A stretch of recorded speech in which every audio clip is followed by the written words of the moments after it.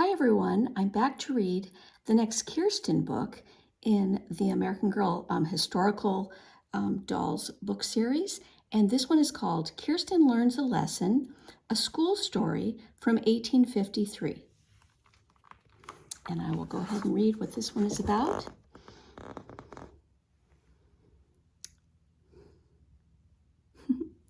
It says, Kirsten has a hard time in her new American school because she doesn't speak English very well.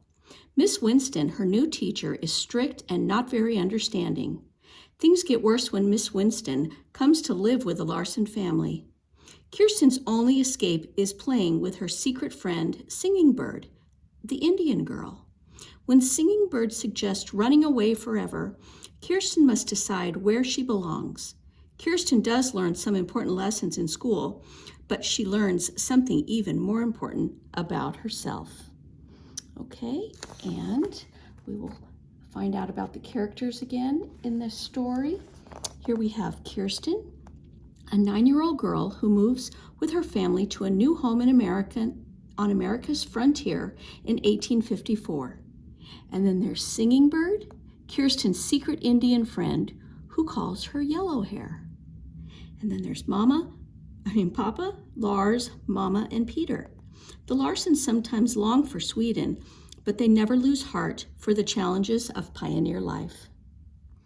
And we have Miss Winston, Kirsten's teacher, who helps her learn English. And Marta, Kirsten's best friend on the long trip from Sweden to Minnesota. And we have Anna, Aunt Inger, Lisbeth, and Uncle Olaf. Kirsten's American relatives live on a new farm in Minnesota where they make the Larson family feel at home. Okay, and we will go ahead and start. Chapter 1 is called Miss Winston. Kirsten hurried down the path beside her cousin Elizabeth. In one hand, she carried a lunch in her wooden tin. With the other, she held her shawl tightly around her shoulders. You're walking too fast, Kirsten said, but Elizabeth didn't slow down. Mr. Coogan will be angry if we're late. He's really strict, she answered. Elizabeth was 11. Mr. Coogan had been her teacher since she was 9. She loved to tell stories about how fierce he was. In fact, ever since July, when Kirsten and her family had come to live on Uncle Olaf's farm, Elizabeth and her sister Anna had talked about Mr. Coogan and Powder Keg School. Now it was November.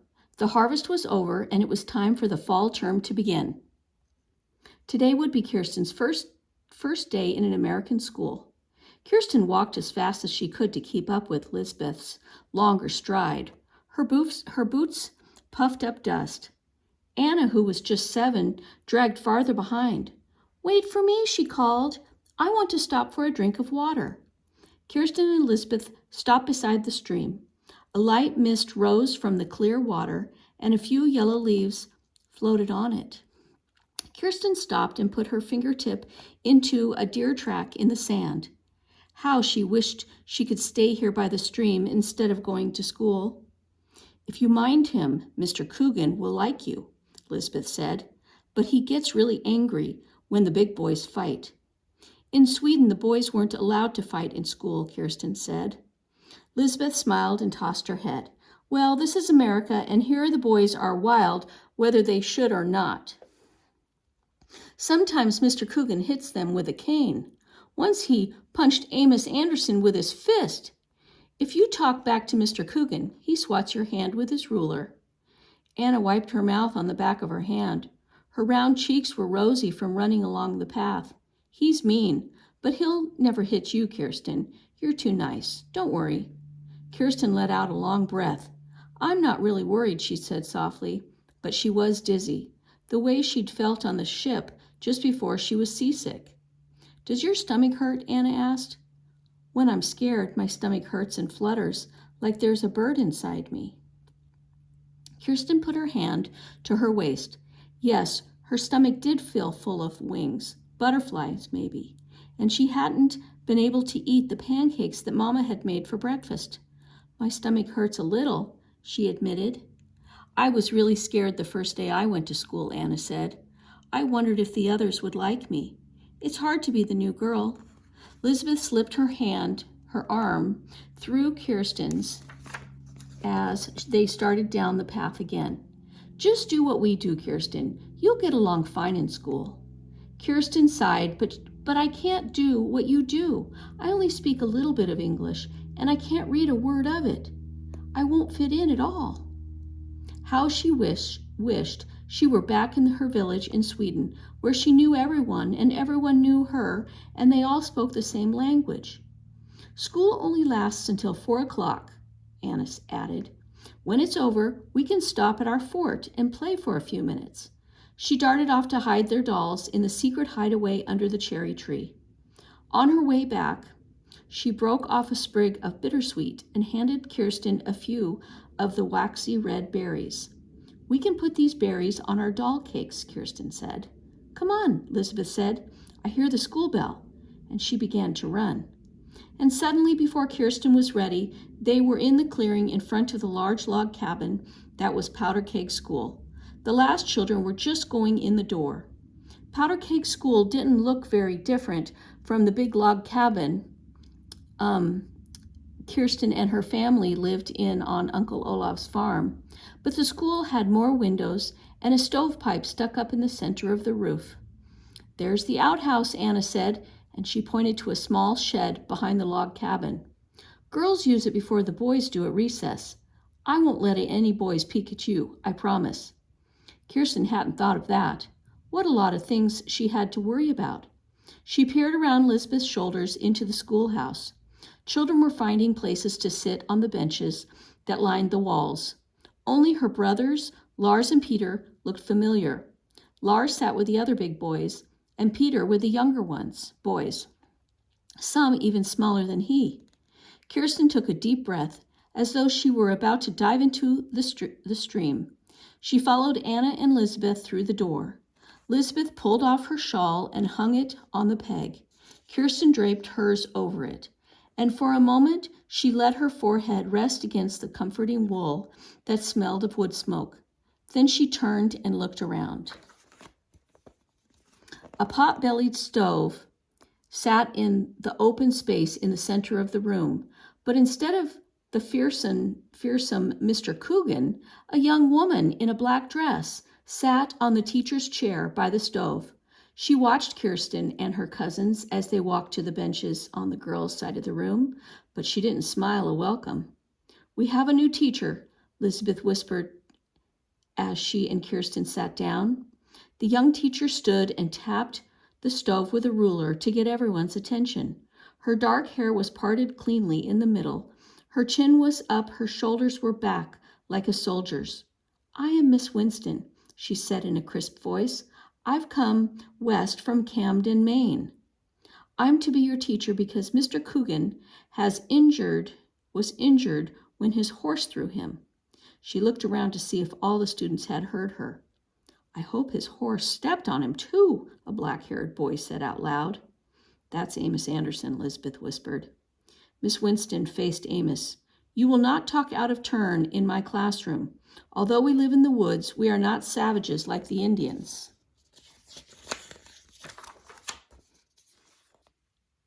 Amos grinned and looked down at his big hands.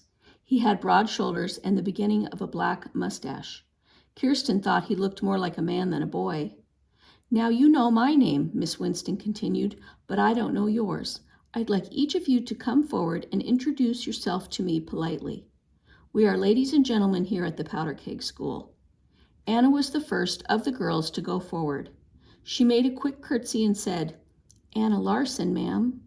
Miss Winston nodded. Very good. Next, please. Kirsten tried to remember the names of the girls, but her head buzzed like a hive of bees.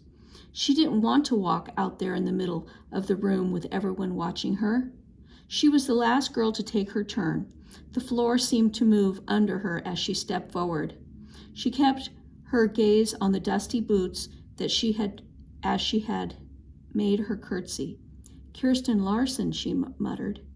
Before she could escape back to the bench, Miss Winston said firmly, Say Kirsten Larson, ma'am. Ma'am, Kirsten repeated. but the words didn't sound right. She felt a blush prickle at the base of her throat. Miss Winston bent to look Kirsten right in the eye. "Do you speak English?" she asked. "A little, ma'am." The buzz in Kirsten's ears was so loud she could hardly hear her own words, but she heard one of the girls giggle at the halting English. "She's our cousin, Miss Winston," Anna said. "She came to America last summer. We speak Swedish at home, ma'am." Miss Winston raised her eyebrows and said, "Ah, well, you will speak English in school, Kirsten, and you will begin with the easiest lessons. Anna will share her book with you and help you. Do you understand?" Kirsten nodded. "Say, 'I understand, ma'am,'" Miss Winston reminded her. "If you're going to learn English, you must practice. Practice makes perfect." Now it was Amos who laughed at Kirsten. Miss Winston's eyes narrowed, and she motioned to Kirsten to sit down again on the bench. Miss Winston whirled around, raised her ruler over her head, and brought it smashing down on the top of the iron stove. The crack went through the room like the shot of a rifle. My father could not be a ship's captain if he weren't in charge of his crew. I couldn't be a teacher if I weren't in charge of my students. Again, she raised the ruler high and smacked the stove. "This is your first lesson," she said. Miss Winston hit the stove. Miss Winston is the subject of that sentence. Hit is the verb, and the direct object of hit is the stove. Be careful that the direct object of hit isn't the student. Do you have any questions? No one said a single word. Good. Now you boys, please come and introduce yourselves. Remember, you are gentlemen, not savages. The littlest boys went first. They spoke their names and bowed. Even Peter, who was only 5, took his turn easily. He'd learned a lot of English without even seeming to try. Kirsten thought it was Lars' turn, and he said, "I'm Lars Larson, ma'am," in a loud voice that everyone could hear. Easily, Lars wasn't afraid of anything, not even his teacher who seemed so strict. Mama had cut his hair last night, and it hugged his head like a bright cap. Amos, with his dark mustache and eyes the color of blue paint, came last. He was much taller than Miss Winston. He looked as tall as Uncle Olaf. "Amos Anderson, ma'am," he said. He bobbed his head instead of bowing. "Which reading book are you using, Amos?" Miss Winston asked him. "I finished the 3rd one, ma'am." He winked at the girls' bench. "Only the 3rd? How old are you?" Miss Winston asked. "I'm 19, Amos drawled. "Same as you, Miss Winston." Miss Winston tapped her palm with her ruler and considered him. "Yes, Amos, I am 19 too, but I am the teacher and you are the student. I'm here to help you read and do sums the way a man must if he wants to make his way in the world. Please set a good example for the others." Amos's face turned red. He looked at Miss Winston closely. "Why don't I go draw a bucket of water so that the children can have a drink before we start reading?" he said. "Thank you, Amos. That's a good idea," Miss Winston said. Amos grabbed one of the wooden buckets, and through the small window, Kirsten saw him run like a deer toward the stream. Miss Winston stood with her back to the door. "And while we wait for our drink of water, we'll sing a song. Singing is very good exercise. It brings fresh air into our lungs." Keeping time with her ruler, she sang, Be it ever so humble, there's no place like home." Her voice was firm and clear, and everyone sang along. Home. The word was as sweet as clover honey on Kirsten's lips. How she wished she were home in Sweden, where she was comfortable, where she could be herself, or home with Mama in their cozy cabin, or anywhere but here with Miss Winston in Powder Keg School. Soon the singing stopped, and Amos was back with his bucket of water. He set it on the bench and handed Anna the dipper so that she could get a drink. "Girls first," he said, as though he were in charge here, not Miss Winston. If Miss Winston minded, she didn't show it. She was busy passing out the books, small slates, and slate pencils. Anna leaned against Kirsten's shoulder and opened her book to the alphabet section. She ran her finger down the page of the picture to the picture of a dog. D, dog. Doesn't this dog look just like our brownie when he smells a fox? Anna said. See, here are the letters that spell dog. Copy them on your slate like I do. Kirsten took her slate and did as Anna told her to. Once in a while, Anna licked her fingers, erased one of Kirsten's letters, and had her start again. Kirsten pressed her tongue against her upper lip and tried hard. Around her, the other children worked at their reading. Some of them read out loud.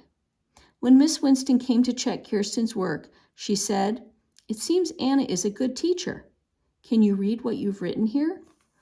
"Dog," Kirsten said proudly. She hoped Miss Winston might say that she had done well. Instead, Miss Winston pointed to Anna's slate. "You must learn to write. The dog can run, as Anna has done," she said. "I love school, don't you?" Anna whispered. Kirsten glanced at the dusty window panes. It was still early morning. The first day of school was going to be a long one. She sighed and wrote again on her slate. At last, the first day of school was over. On their way home, Kirsten and her cousins stopped to play in their fort under the cherry tree. Anna fetched the dolls she'd hidden that morning. Anna and Elizabeth's rag dolls had pretty painted faces, but Kirsten's doll didn't even have a face. It was an outgrown stocking stuffed with milkweed floss. Kirsten's real doll, Sorry, was still in the painted trunk they had to store in Riverton. Kirsten missed her Sorry so much that she named her sock doll Little Sorry. "Hello, children," Anna said to the dolls in her high voice. "Come introduce yourself like ladies." To Kirsten, she said, "Do you think Miss Winston is nice?" "I don't know," Kirsten said. "She likes you, Anna. I don't think she likes me." Remember how she scolded? "Yes, she was fierce," Anna said. "Is that what Mr. Coogan was like?" Kirsten asked. "No, he was much worse," Elizabeth answered. "Let's play school," Anna suggested. She patted down the long, soft grass and picked out 3 red sumac leaves for benches. The girls sat their dolls down in a row. "We'll pretend it's lunchtime," Kirsten said. She thought lunch had been the only good part of the school day. After she ate her bread and cheese and sausage, she played tree tag with the others in the schoolyard. In tag, it didn't matter that Kirsten couldn't speak English very well because she was one of the fastest runners. Now Elizabeth placed a little cake made of dried mud in front of each doll. "Here's your lunch."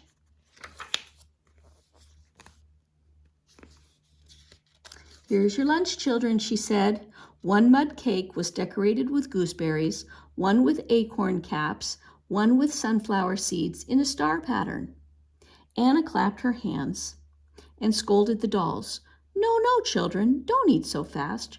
Remember, you are not savages like the Indians." She sounded exactly like Miss Winston.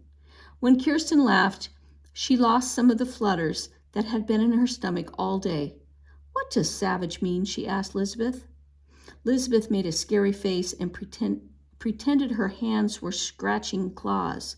"Savage means wild." "Are the Indians really savage?" Kirsten asked. "Some people say the Indians are kind."